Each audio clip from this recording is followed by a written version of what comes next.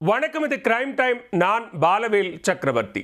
கானா பாடகி இசைவாணி பாடிய I am sorry Ayyappa என்ற பாடல் ஐயப்ப பக்தர்களின் உணர்வை புண்படுத்தும் வகையில் இருக்கிறது என்று பலர் கண்டனங்கள் தெரிவித்து வருகின்றனர். மர்ம நபர்கள் பலரும் தனக்கு கொலை மிரட்டல் விடுப்பதாக இசைவாணி சென்னை காவல் ஆணையர் அலுவலகத்தில் புகார் அளித்துள்ளார். சர்ச்சை பாடலின் பின்னணி என்ன?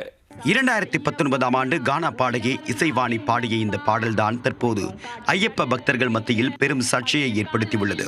பலரும் தனக்கு செல்போனில் தொடர்பு கொண்டு கொலை மிரட்டல் விடுப்பதாக கூறி சென்னை காவல் ஆணையர் அலுவலகத்தில் புகார் அளித்துள்ளார். ஐயப்பன் குறித்த சர்ச்சை பாடலின் பின்னணி என்ன? சென்னை ராயபுரத்தில் பிறந்து வளர்ந்தவர் கானா பாடகி இசைவாணி. இவர் பிக் பாஸ் சீசன் 5 நிகழ்ச்சியில் கலந்து கொண்டு மக்கள் மத்தியில் பிரபலமானார். இயக்குனர் ப. ரஞ்சித்தின் கேஷ்லெஸ் கலெக்டிவ் என்கிற இசைக்குழுவில் இணைந்து பல்வேறு பாடல்களை இவர் பாடியிருக்கிறார். பெண்ணடிமை, பெரியார் தத்துவம் போன்ற கருத்துக்களை உள்ளடக்கியது இவருடைய கானா பாடல்கள். தொடர்ந்து கானா பாடல்கள் பாடி வந்தாலும் பிக் பாஸ் நிகழ்ச்சியில் பங்கேற்றதன் மூலமாகவே இவர் பிரபலமடைந்தார்.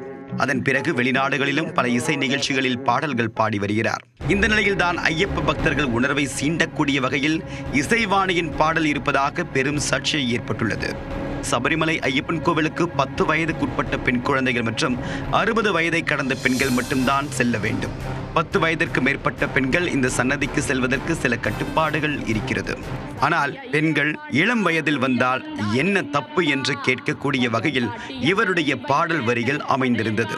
அதாவது, ஐ எம் சாரி ஐயப்பா, நான் உள்ளே வந்தால் என்னப்பா, பயங்காட்டி அடக்கி வைக்க பழைய காலம் இல்லப்பா, நான் தாடிக்காரன் பேத்தி, இப்ப காலம் மாறி போச்சு, நீ தள்ளி வச்சா தீட்டா, நான் முன்னேறுவேன் மாசா என்று பாடலை பாடியிருக்கிறார். ஒவ்வொரு ஆண்டும் ப. ரஞ்சித்தின் நீலம் கலாச்சார மையம் சார்பில் நடத்தப்பட்டு வரக்கூடிய மார்கழியில் மக்கள் இசை என்கிற இசை நிகழ்ச்சியில்தான் இசைவாணி இப்பாடலை பாடியிருந்தார். கடந்த 2019ஆம் ஆண்டு அவர் இந்த பாடலை பாடியிருக்கக்கூடிய நிலையில் பல்வேறு மேடைகளில் இந்த பாடலை அவர் தொடர்ந்து பாடி வந்துள்ளார். ஒவ்வொரு ஆண்டும் கார்த்திகை மாதம் பிறந்தாலே அவருடைய இந்த பாடலுக்கு கண்டனங்களும் வலுக்க ஆரம்பிக்கின்றன. அந்த வகையில் தற்போது சபரிமலை ஐயப்பன் சீசன் தொடங்கியிருக்கக்கூடிய நிலையில் இசைவாணியின் இந்த பாடலுக்கு கடுமையான விமர்சனங்கள் எழுந்து வருகின்றன.